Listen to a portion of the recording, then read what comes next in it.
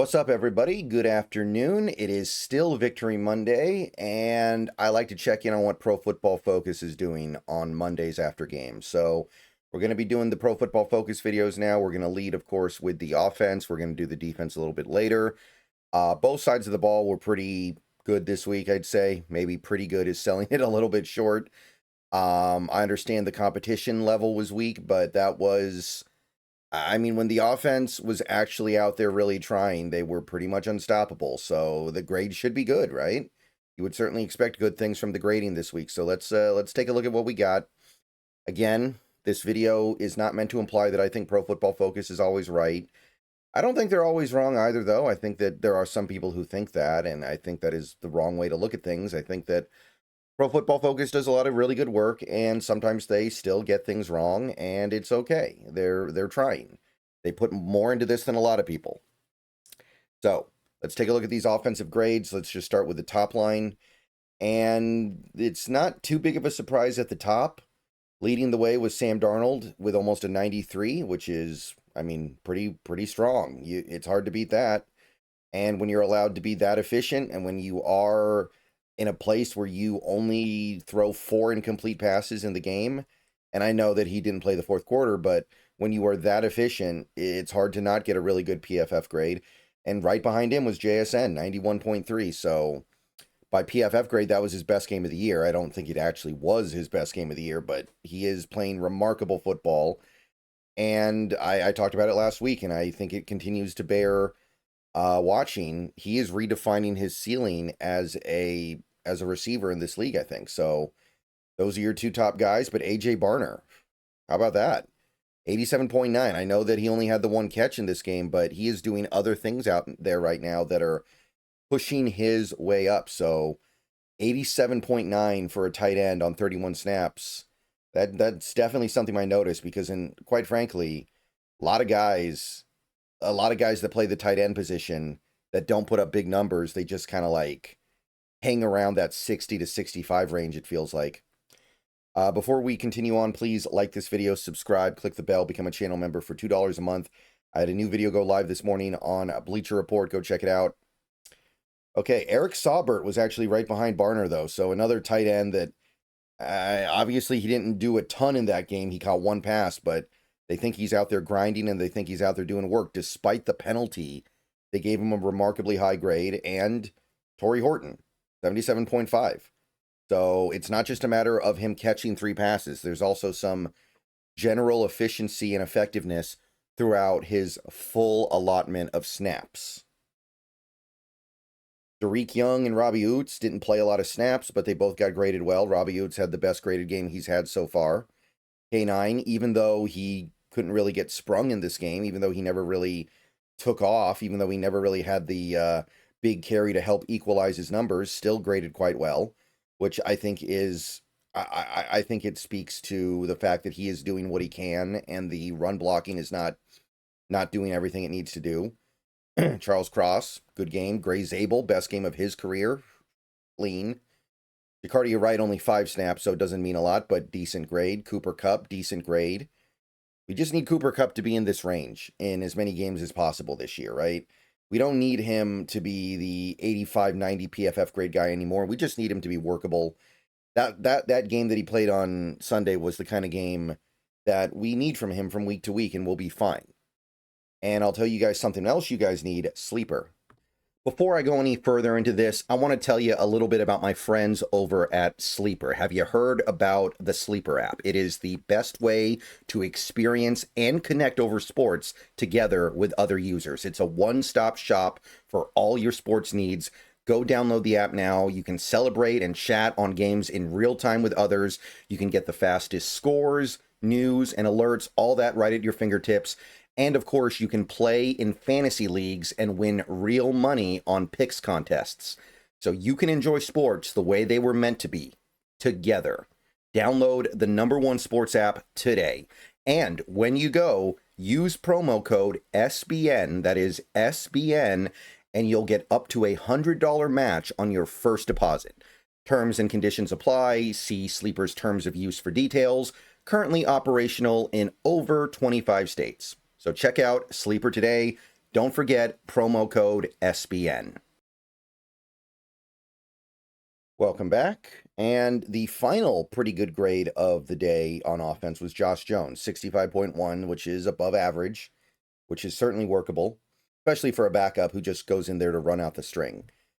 You did have a handful of players get dinged in this game. I don't totally agree with all of it, but certainly worth looking at.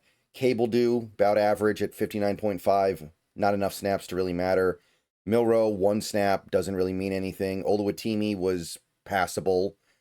Again, gets dinged on the run blocking. Brady Russell, kind of the same thing, 56.1. Abe Lucas also was kind of forgettable according to the PFF grading, mostly because of the run blocking, which is the issue this offensive line is having right now. So I suppose it checks out. And so far, we haven't had that breakout Abe Lucas game, but I know that he's a good player, and I feel like that it is coming. George Holani, forgettable. I mean, he did fumble, so it's hard to get around the fumble as a running back. Jalen Sundell, not very good, mostly because of the run blocking. I think the holding penalty really hurt him. That was a big run that got called back because of his holding. Bobo, nothing to really report there. Not graded well. Drew Lock, I mean, yeah. What else can you say? Elijah Arroyo, man. I didn't think it would be this bad. I thought it would be bad. 39.5 though, like you got to give us something here, man. I'm going to keep saying it. We spent a 2nd round pick on the guy. That's got to mean something. Got to get out there and give me something. And Anthony Bradford brings up the rear by a wide margin with one of the worst graded games of his career. So in a game where the offense was almost perfect when they needed to be, and in a game where there was very little to be concerned about, somehow Anthony Bradford, who had been graded fairly well in the first 2 games of the season, just decides, I mean, again, I'm not saying PFF is correct in their assessment necessarily, but I'm not used to PFF being so wrong on offensive linemen that you can spin this Bradford performance into actually being good. 8.9 in pass protection and 33.5 run blocking. We don't really have a backup plan for him right now. There's not much we can do about it, but I'm hoping to see something a lot better next time, buddy. All right, looking at some of the other Pro Football Focus metrics here, which are often more useful than just the grading. Just looking at the quarterback stuff real quick, the thing that I would really want to highlight here, Sam Darnold, 3 big-time throws in this game, 11.6 ADOT. So he is pushing the ball down the field and making big plays. And again, no turnover-worthy plays. Well, I shouldn't say again, because he did have a turnover-worthy play last week, but no turnover-worthy plays. So that is pretty clean football. And that is seemingly Clint Kubiak football. So really good there. And according to this, by the way, he got pressured 6 times, and his time to throw was 2.71, which is a little bit longer than last week. So what that tells us is that the offensive line is doing a legitimately good job protecting him. It's not just he's getting the ball out fast. Drew Lock, it doesn't matter, but of course he has a turnover-worthy play. He can't help himself. Take a look at this passing chart, though, for Sam Darnold. This is like the most perfect passing chart I've ever seen. 1, 1, 1, 2, 1, 2, 1, 2, 2, 2. Like look at this. This is beautiful, man. He hits every quadrant of the field that isn't behind the line of scrimmage, pushes the ball down the field, uses the intermediate, uses the sidelines, uses the middle. It's about as good as it gets, man. And he hits all 3 of his deep shots. So Sam Darnold was cooking, and right now we're headed on the right track with him. So good news. Looks like that at the very least he can play. He didn't need Kevin O'Connell and Justin Jefferson to be able to play. So heading in the right direction here for sure. All right, receiving grade stuff.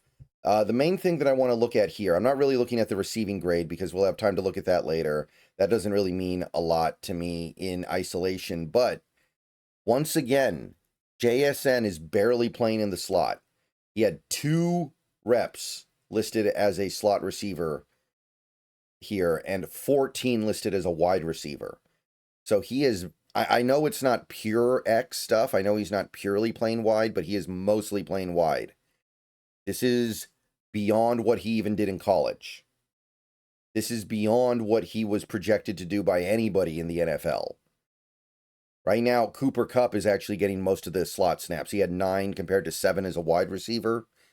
So JSN playing a different role than he played last year is playing the best football of his life. And that to me is wild. This to me is kind of coming out of nowhere. There were some signs, some very faint signs those first 2 years that he could play on the outside some. But for him to basically become a full-time wideout, he might be playing wide receiver this year more than DK Metcalf did in previous years. DK Metcalf was an outside receiver. He did line up in the slot sometimes. JSN's probably not far off. I know it's a different thing, but it's not radically different. All right, that's the thing I wanted to look at there. Also, looking at the receiving versus coverage page here, once again, we're doing a good job mixing it up. Look at JSN here. He's matched up against Yadam, matched up against Taylor, matched up on Kool-Aid, matched up on Justin Reed.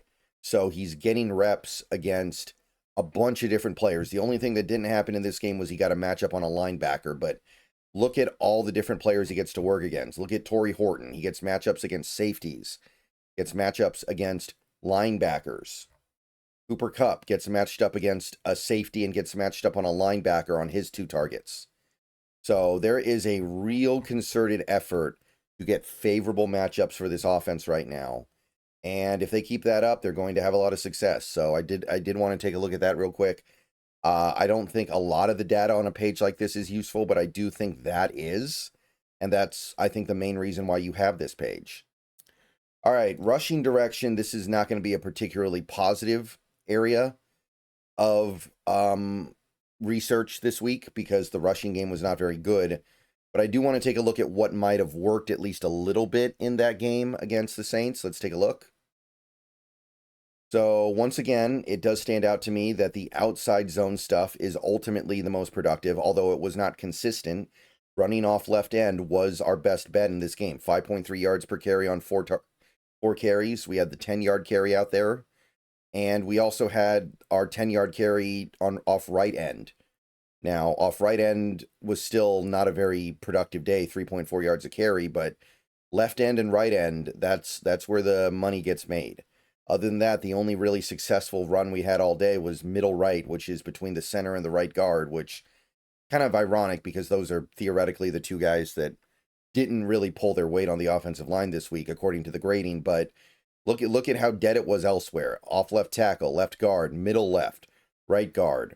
Had a little bit of success off right tackle, I guess, between the tackle and the tight end, if there is a tight end out there. But very, very lackluster day overall. The highlights really come from the left end. That's the only area where we had a lot of production. And maybe this is just a simple matter of we need opposing teams to start really respecting JSN and what he can do downfield, so they have to play back. Maybe that's the solution here. Maybe we just have to wait for these defenses to start respecting JSN a little bit more. And when that happens, they'll back off a little bit and we can run the ball better. But right now, there's a lot of areas of this team where we just cannot run the ball. Can't run the ball between the tackles very well at all. Had 1 good carry off middle right between the center and right guard. And other than that, it's the boom or bust element of running to the outside. All right, pass blocking. Check this out. It's all green until you get to Anthony Bradford. Cherish this. This does not come around every day. And I know some of these guys only had a couple of reps, or even some of these guys had 1 rep. But look at all the guys that had more reps than that. Look at how clean this is. Charles Cross did allow 1 quarterback hit, but 78.1. Grinding out there trying to earn that contract. Josh Jones, nothing. AJ Barner, nothing. Again, not a huge amount of reps. Zabel allows 1 hurry and 21 reps. Really good. Oluwatimi and Sauber, 3 snaps each. Nothing going on there. Lucas allows 1 hurry. And, hurries are going to be inevitable, especially on Pro Football Focus. Hurries happen. Pro Football Focus is pretty generous with allotting the pressure data. So, there's going to be leakage every now and then. It doesn't really mean a lot to me. Walker, nothing. Alaroyo, nothing. Although, 1 rep each. Jalen Sundell, 1 QB hit allowed. That's it. 1 guy gets dinged, and he got dinged pretty hard. 1 hit allowed, 2 hurries allowed in 21 reps. Like, that is bad, but look at all this green. Look at this. And it does speak to the indication that I got from watching that game where, yeah, Sam Darnold is doing a good job, but this offensive line is playing good independent of quarterback play as well. And it is kind of funny that after hiring Kubiak, we have this offense that cannot run block but can pass block, but the pass protection is coming along really well. So at the very least, we're getting that part down, and that's pretty exciting because that's not something we've had in a while in any consistent manner. Like, we've had moments, we've had game stretches where the pass protection was good. 2020 was good. The first 2/3 of 2022 were good, but this unit is young.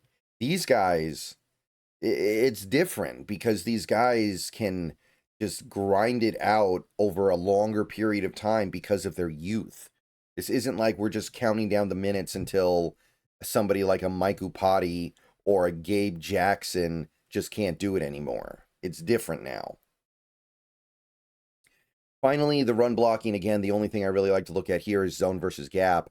There was actually a lot of gap run in this game, but more zone. Like, if you look at Zabel's numbers in particular, or Lucas, 20 zone, 14 gap. And the team in general does seem a little bit better in zone, although this game, you can see the run block rating was not particularly good. There were definitely some important players to this run game that got graded poorly, like Lucas and especially Bradford. Sundell was not very good either. Cooper Kupp needs to be a little bit better than this. Part of the reason why he's here is the run blocking. So, not so great here, but again, the main thing that I look for here is zone versus gap, and pretty decent split, I guess. I still prefer zone to gap in general, but we're mixing it up. And you can certainly mess around a little bit in a game like that. Okay, that's going to be it for the offense. I'll see you guys later. A couple more videos at least coming out later today. Go Hawks. Everybody have a good day.